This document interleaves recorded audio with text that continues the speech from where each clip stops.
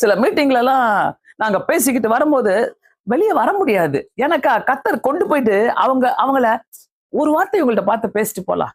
ஒரு வார்த்தை இவங்கள பார்த்து சொல்லிட்டு போலாம். ஒரு வார்த்தை இவங்கள பார்த்து சிரிச்சிட்டு போலாம். ரொம்ப நாங்க அதை அனுபவிப்போம். ஏன்னா carry the vision of God ரொம்ப ரொம்ப முக்கியம். ஆண்டருடைய தரிசனத்தை நீ கேரி பண்ணலனாக்கா you are not a believer, you are not a praying person.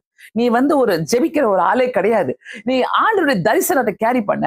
ஆண்டவர் எனக்கு என்ன தரிசனம் கொடுத்தாரு? இன்னைக்குதான் நீ போய் யோசிப்ப. இன்னும் கேட்ட சிலர்லாம் இன்னைக்குதான் போய் யோசிப்ப. என்ன தரிசனம்? எப்படி இருக்கும் அது? அது எந்த கடையில வாங்கலாம்?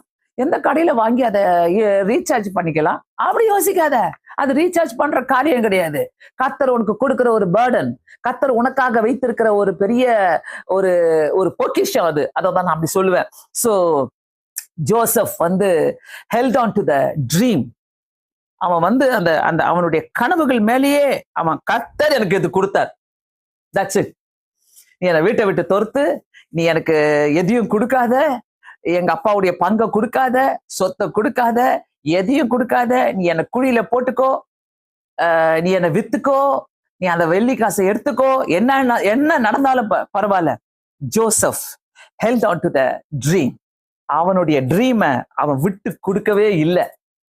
உங்க ட்ரீம் என்ன ஐயா? உங்க ட்ரீம் என்ன? பெரிய வீடு கட்டணும், பெரிய மாளிகை கட்டணும், பெரிய ஆளா இருக்கணும், இந்த உலகத்துக்கு பெரிய பணக்கார காட்டணும், இந்த உலகத்துல நான் இப்படி வாழணும், அப்படி இருக்கணும், இப்படி போகணும். ஓ மை காட், கண்டிப்பா நான் சொல்றேன், இத ஒரு விஷனா நீங்க வைக்காதீங்க. இதெல்லாம் கர்த்தர் கொடுக்கிற எக்ஸ்ட்ரா பிளஸிங்ஸ். ஆண்டவர் கொடுக்கிற ஒரு எக்ஸ்ட்ரா பிளஸிங்ஸா பாருங்க. ஆண்டவர் ஏதோ நம்மள மதிச்சு ஒரு புண்ணியமா கொடுக்கிற காரியங்கள். என்னைக்குமே வாழ்க்கையில ஓடிக்கொண்டே இருக்கணும்னு நினைக்கா உனக்குள்ள ஒரு விஷனை வைய. சும்மா ஓடாத. சும்மா ஓடினா சாயங்காலம் என்ன தெரியுமா சொல்லு?